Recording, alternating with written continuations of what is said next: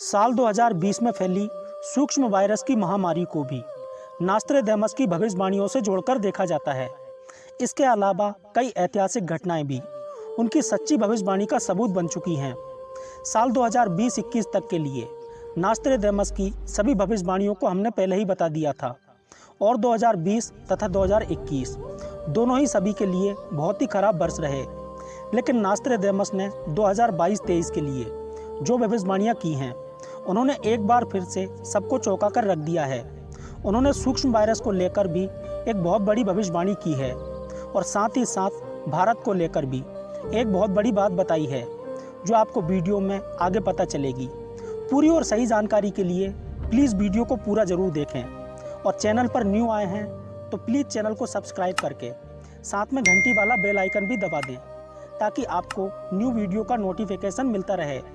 आपको बता दें कि अभी तक दुनिया के लगभग सभी लोग घटना होने के बाद ही नास्ट्रेडेमस की भविष्यवाणियों के बारे में बताते हैं, लेकिन दुनिया के कुछ महान वैज्ञानिक और ज्योतिषियों ने कई साल आगे के लिए नास्ट्रेडेमस द्वारा की गई भविष्यवाणियों को डिकोड करने का काम चालू किया है।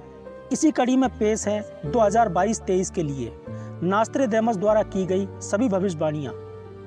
नंबर 1, नास्ट्रेडेमस ने कहा था कि दुनिया के अंत के पहले संकेत होंगे अकाल, भूकंप, तरह तरह की बीमारियां और महामारी, जैसा कि इस दौर में हो भी रहा है। 2020 में सूक्ष्म वायरस की महामारी इसकी शुरुआत मानी जा सकती है, जिसने पूरी दुनिया को हिलाकर रख दिया है। एक ऐसा अकाल होगा जिसका सामना दुनिया ने पहले कभी नहीं किया होगा। इस हिसाब से अगर नास्ट्रेडेमस की भविष्यवाणियों को सच माना जाए तो आगे आने वाले वर्ष और भी घातक साबित होंगे और हो सकता है कि हम इस सूक्ष्म वायरस से तो निपट लेंगे, लेकिन ऐसे में और कोई भी आपदा आती है तो यह इंसान को बहुत ही ज़्यादा नुकसान पहुंचा सकती है। ऐसे में दुनिया का एक बड़ा हिस्सा इस तबाही से उबर नहीं पाएगा। ऐसे में भगवान न करे कि ये भविष्यवाणी सच साबित हो।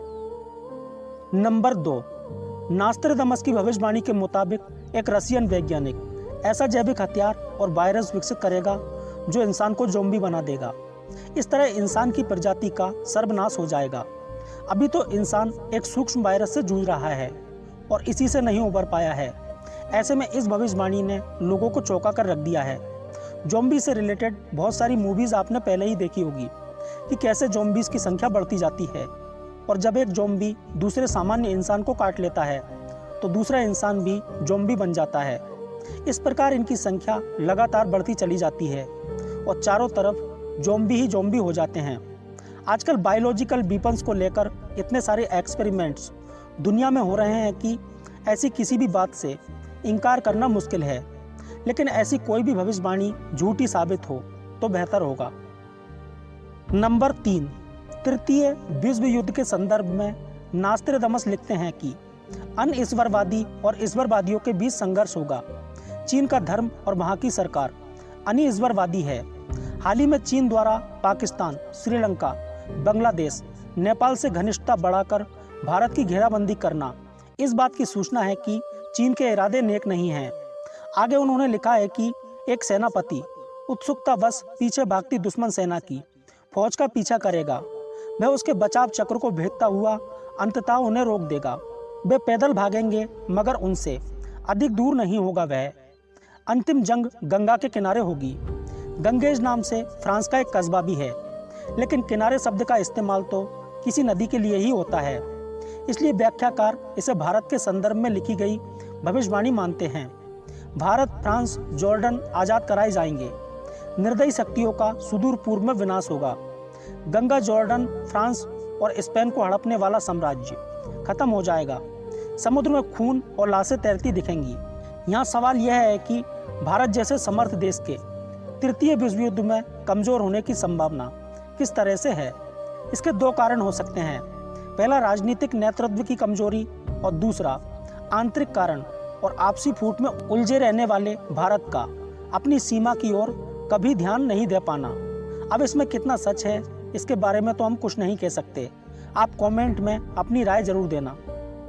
नंबर 4, जब दुनिया में चारों तरफ अशांति, अफरा तफरी मच जाएगी, ऐसे में दुनिया के लीडर फेल होते हुए दिखाई देंगे। फिर दुनिया के सामने एक नया लीडर आएगा जो महात्मा गांधी और मार्टिन लूथर किंग, भगवान बुद्ध और मर्यादा पुरुषोत्तम राम जी के विचारों को अपनाकर दुनिया को नई राह दिखाएगा। इसको शुरू में दुनिया अनदेखा करेगी, लेकिन कुछ समय में ही ये दुनिया का महान नेता बन जाएगा।